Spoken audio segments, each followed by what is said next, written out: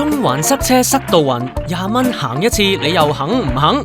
中環日日塞車都唔係新聞，政府就諗緊推行電子道路收費，而家諮詢緊公眾意見。政府參考過外國城市嘅做法，其中喺新加坡採取周界為本，即係每次行經指定嘅區域要收錢。當局喺路邊安裝短距離微波通訊系統，再喺車上裝預繳卡，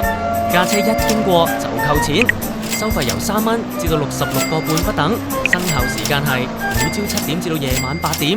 另外，亦參考過倫敦，當地係以區域為本，即係只要俾1次錢就可以喺收費區任意出入，靠自動車牌識別系統認出車牌，每日收費140蚊。咁香港又點呢？其實運輸署09年做過一份交通擠塞收費運輸模型可行性研究報告，發現如果要行電子道路收費，每次最少要收20至到30蚊先有效，可以令到收費區嘅交通流量減少1至2成，因為唔想俾錢嘅司機同埋一大班的士客就會改搭公共交通工具。研究估計，港鐵乘客每日會多28,000人次，專營巴士就多17,000人次，小巴及旅遊巴士亦會多1000人次。